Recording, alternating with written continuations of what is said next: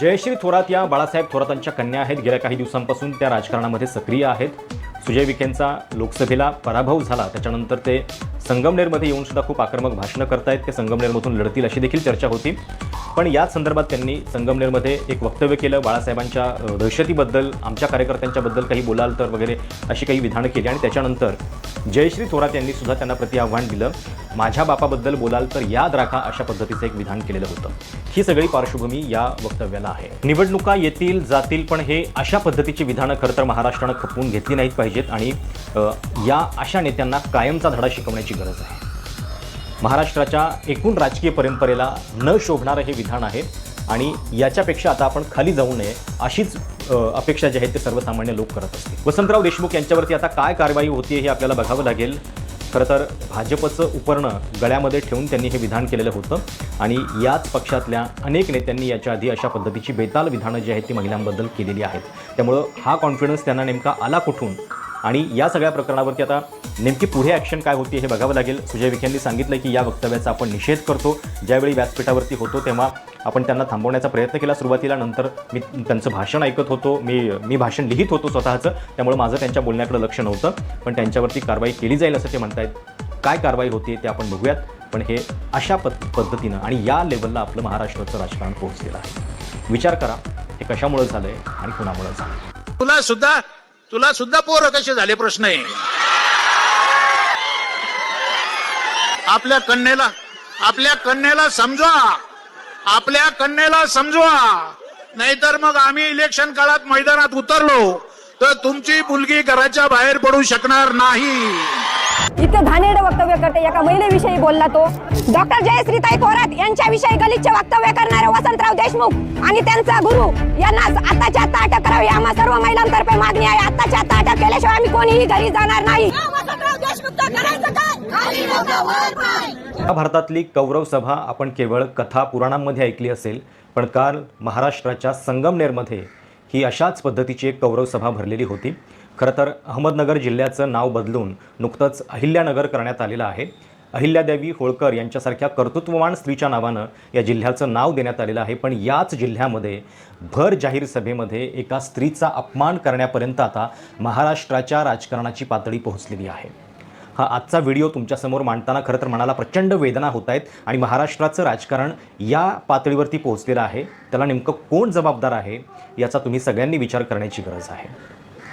जयश्री थोरात बाळासाहेब थोरातांच्या कन्या आहेत. त्यांच्याबद्दल संगमनेरमधल्या सभेमध्ये काल अतिशय गलिच्छ भाषेमध्ये तुला मुलं कशी झालेली आहेत हे आम्हाला ठाऊक आहे अशा पद्धतीनं टिंगल टवाळी एक नेता करतो. त्यावेळी भाजपचे माजी खासदार सुजय विखे हे त्या व्यासपीठावरती होते. आणि धक्कादायक म्हणजे या अशा पद्धतीच्या वक्तव्याला समोरच्या गर्दीनं दिलेला प्रतिसादही तितकाच भयानक आहे. म्हणजे बोलणाऱ्याची पण हिंमत का होते, कारण त्याला अशा पद्धतीचा प्रतिसाद मिळतोय किंवा अशा पद्धतीची वक्तव्य ऐकून चेकाळणारे लोकसुद्धा या महाराष्ट्रामध्ये आहेत. आपण पुरोगामी सुसंस्कृत महाराष्ट्र म्हणतो, पण या छत्रपती शिवाजी महाराजांच्या महाराष्ट्रामध्ये आता आया बहिणींची जाहीर अब्रू काढण्यापर्यंत या नेत्यांची मजल गेलेली आहे. खरं तर गेल्या काही दिवसांपासून सरकार सातत्यानं लाडकी बहीण योजनेचा प्रचार करत आहे. महाराष्ट्रातले तीनही सत्ताधारी पक्षांचे नेते ठिकठिकाणी जाऊन आपणच लाडका भाऊ आहोत हे सांगायचा प्रयत्न करतायत. पण आज याच एका बहिणीची अशा पद्धतीनं जाहीरपणे अब्रू काढली गेलेली आहे. त्यामुळं स्त्रियांबद्दलचं हे प्रेम केवळ मतांसाठी आहे का, आणि मुळामध्ये हिंमत कशी होती की एका बहिणीबद्दल अशा पद्धतीनं विधान करण्याची, हा प्रश्न आहे. गेल्या 5 वर्षांमध्ये आपण महाराष्ट्राच्या राजकारणाचे अनेक एपिसोड बघितलेले आहेत. सगळे सामान्य लोक या राजकारणाला, सर्वपक्षीय राजकारणाला कंटाळलेले आहेत. आणि आता हा तळ आपण गाठलेला आहे. आता याच्यापेक्षा आपण अजून किती खाली जाणार आहोत याचा देखील विचार करण्याची वेळ आलेली आहे. संगमनेरच्या सभेतलं ते वक्तव्य काय होतं ते ऐका. एकतर याच्यामध्ये 2 गोष्टी आहेत. पहिल्यांदा तर तू आता घराबाहेर कशी पडते अशी एक धमकी आहे. म्हणजे महिलांना राजकारणामध्ये त्यांनी पाऊल ठेवलं की त्यांचं चारित्र्य हनन कसं करायचं. एखाद्या महिलेची भीती वाटायला लागली की तिच्यावरती हल्ला करताना पहिलं शस्त्र जे आहे ते अशा पद्धतीच्या हल्ल्याचं असतं. आणि तीच जुनी पद्धत जी आहे ती इथं वापरण्यात आलेली आहे. महाराष्ट्राला आजवर एकही महिला मुख्यमंत्री मिळालेली नाही आहे.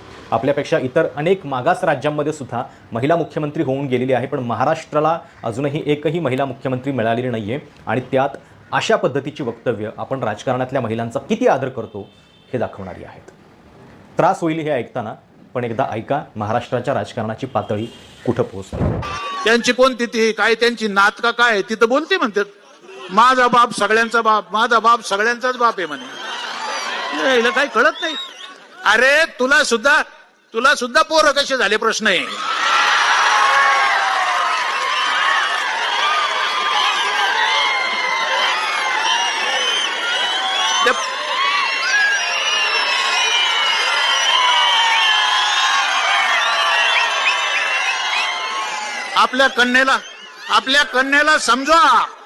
आपल्या कन्याला समजवा, नाहीतर मग आम्ही इलेक्शन काळात मैदानात उतरलो तर तुमची मुलगी घराच्या बाहेर पडू शकणार नाही. तिला सुजय दादा प्रेमाने ताई म्हणतात, बरोबर, त्यांची संस्कृती आहे ती. पण दादा, या ताईचे पराक्रम जर पाहिले ना तर तालुक्याला माहिती. आता ज्या नेत्यानं हे वक्तव्य केलं त्याचं नाव आहे वसंतराव देशमुख. हे विखेंच्या अत्यंत जवळचे कार्यकर्ते मानले जातात. साहजिक आहे की त्यांचं पाठबळ असल्याशिवाय भर सभेमध्ये इतकं बेधडक विधान ते करू शकणार नाहीत. थोडंसं दिसतंय की ज्यावेळी ते हे बोलायला लागले, अशा पद्धतीचं वक्तव्य करू लागले, तेव्हा समोर जरी टाळ्या आणि शिट्ट्या होत असल्या तरी सभेच्या व्यासपीठावरती थोडीशी चुळबुळ सुरू झालेली होती आणि त्यांना आवरण्याचा प्रयत्न झाला. पण या धक्कादायक वक्तव्यानंतर तिथं थोरातांचे कार्यकर्ते पोहोचले, महिला कार्यकर्त्या पोहोचल्या आणि त्यांनी सभास्थळी ठिय्या दिला आणि सांगितलं की जोपर्यंत त्यांच्यावरती गुन्हा दाखल होत नाही तोपर्यंत आम्ही इथून उठणार नाही. खरं तर खूप तातडीनं कारवाई व्हायला पाहिजे होती, पण ती सुद्धा या प्रकरणामध्ये झाली नाही.